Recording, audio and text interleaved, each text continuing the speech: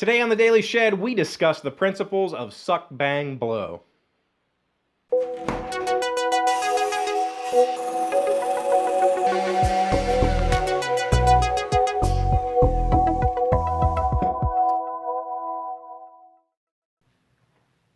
Hello, friends. It's Workshop Wednesday. Welcome to the Shed. Workshop Wednesday is a new segment where I'm going to focus on workshop-related tasks, and today I'm going to teach you the principles of suck, bang, blow. Now, not only is that an amazing euphemism that guarantees you'll never forget it, and the name of a great bar in Sturgis, suck, bang, blow perfectly describes the process for generating power in a modern four-stroke gasoline-powered engine. Now, in upcoming episodes, we're going to refer to the operation of a gas-powered engine because I want to talk about a few diagnostic tips and tricks that I can teach you easily over the internet. So in order to teach you these things, I need to make sure you have a firm foundation for the principles of suck, bang, blow. So we're gonna do that. Now, I think if I draw it, that's gonna be the best thing for you. If you're listening on iTunes, I'm sorry, but you're SOL. You should come check us out on YouTube. It's more fun there anyway. Okay, so suck, bang, blow. I told you that that's the principle for a 4-cycle engine, but I only gave you 3 cycles, and that's because bang takes up 2 of the 4 cycles. And when we refer to a cycle, what we're talking about is the piston moving up and down. So it takes 4 motions of the piston to create 1 full cycle of a 4-cycle engine. And the way that works is you have a crankshaft. Okay, and the crankshaft is where all the power from the explosion gets transferred to the transmission and then to your wheels, all right? And the way that the crankshaft works is it is offset. Let me just quickly, this doesn't have to be pretty, right? The crankshaft has these funky little offsets like such that connect to the piston. And so as this goes around and around and around, this piston is forced up and down. So there's a wrist pin in here, is what we call the pin that connects this, which allows the head to stay perfectly straight up and down while this connecting rod flexes, okay?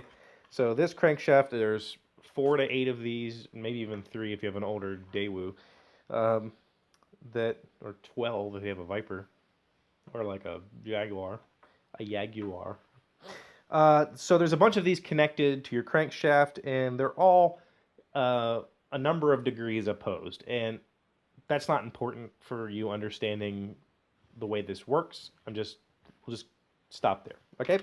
So this thing sits inside of your engine block, and then on top of that you have the head. And in the head you have valves, which open and close, and then you're going to have an ignition source, which is your little spark plug. And on top of these valves, you have what's called a camshaft. Now, if you've ever been around gearheads, they'll talk about camming their car or stroking it. You might understand that by the end of this video. So essentially, what happens is this piston is currently in the downward position. All right. For the start of this exercise, the piston needs to be in what we call top dead center, which would mean it's at the very top of its travel, the exact top of its travel, and that's really important. This camshaft and this crankshaft have to be in perfect timing, and we do that by connecting the two together with either a chain or a very stiff vulcanized rubber belt. And there's timing marks which will show you, like, set this piston on top dead center, there'll be a timing mark here and a timing mark on the camshaft, and if you line those up to the links on the chain or, each other, you're good.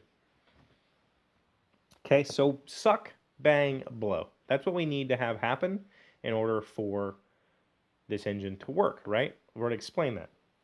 The suck is the first motion of the piston which draws downwards, and when that happens, it creates a vacuum behind it. You imagine, trying to pull anything out of a tube or whatever, you're going to have a vacuum build up behind it, and it actually becomes difficult. Okay, so same thing is going to happen here. But what we're going to do is we're going to open our intake. Writing upside down is not easy.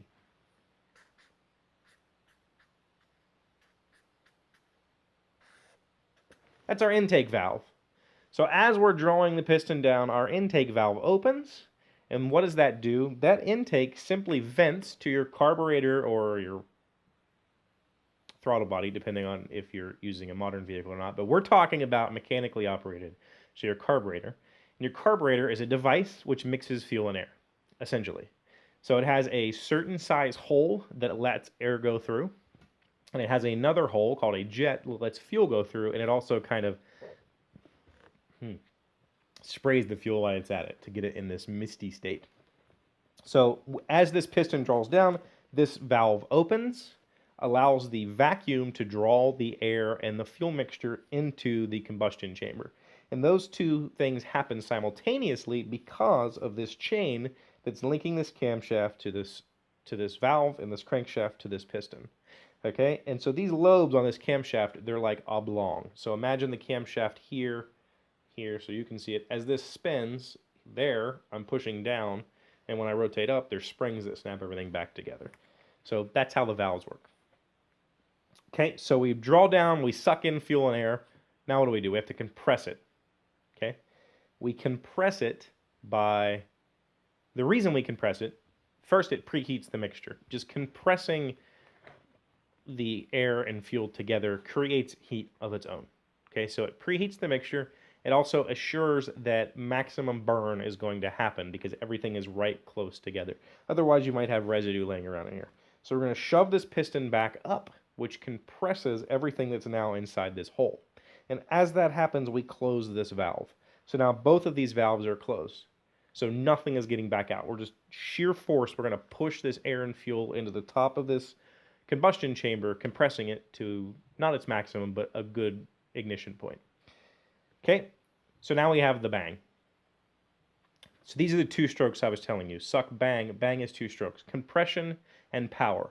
All right, so the actual, let me write that down. And I'm not doing it upside down this time. We have intake.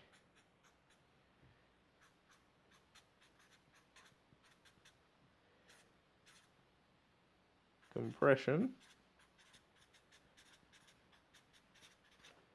Power. Exhaust. Okay, those are the actual four strokes. Suck, these two are bang, this is blow. So we have the compression, pushes everything together, now the spark plug fires, bang. Okay, that creates a small explosion inside this chamber, which forces the piston back down. Previously, the push-up, pull-down stroke was performed by the crankshaft. When you first start your vehicle, that power is provided by your starter. The starter turns the crank and makes it do its thing. Okay, after the engine's running, that upwards power is now being provided by the other cylinders firing. So as they fire down, it forces this up, and it's this, that's the action. It's kind of self-serving.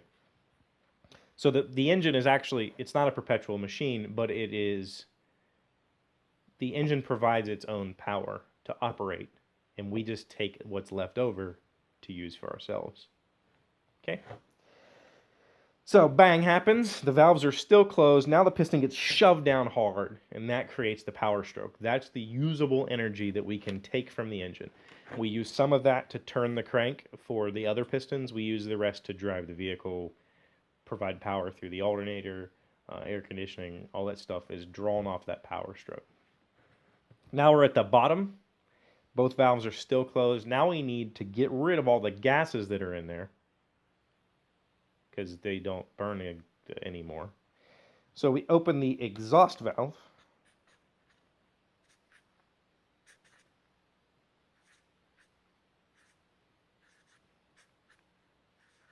Drawing upside down is not easy. This is the exhaust valve, which is the last of our strokes. We open the exhaust valve. Now the piston shoves up, which pushes all the gases out. They're really super hot. They go into your muffler. All that stuff happens. That is the basic principle of how a four-stroke gasoline-powered engine works. There's other types of engines, but this is the vast majority of what you'll find in a modern vehicle. Diesel engines operate very similarly. They just don't have spark plugs. They fire just sheer compression force ignites them. But essentially, that's how it works. Now, I talked about guys who want to talk about camming their car, and essentially what that means is you replace this cam with a tuned cam with lobes that open the valves longer or close them faster, and that provides additional power over the manufacturer's specs. It also causes the car to run a little hotter or a little cooler, which it changes all kinds of things. In a modern computer-controlled car, that's a crisis. In an older gas-powered engine, not so bad. So this is the essential basics. This is the suck, bang, blow. This is what makes your car go down the road. And we're going to lean on this lesson in the following weeks on Workshop Wednesdays. I'm going to talk to you a little bit about some of the things I've encountered on my truck recently that have inspired me to teach you a little bit about vehicles. Yeah, so that's all I got for today. Lesson 1 is in the books. I hope you enjoyed it. If you're listening on iTunes, you're just gonna have to come to YouTube to see the picture. I mean, I guess I could I'll take a picture and put it on the website thing, which I think will put it in your in the podcast thing, so that you can see what I just drew and marvel at the fact that I drew it upside down. Again, I'm also now on the Google Play podcast thing, I think. At least I got the email yesterday saying that I was approved, but when I searched for it, I didn't come up. So I don't know what that means. Other than that, thanks for stopping by. Don't forget Friday's Buy Day question of the week is advice questions. Ask me anything from relationships to homeowners, to vehicle maintenance, to raising children or dogs, or I don't care. Ask me advice questions and I will answer them with my expertise.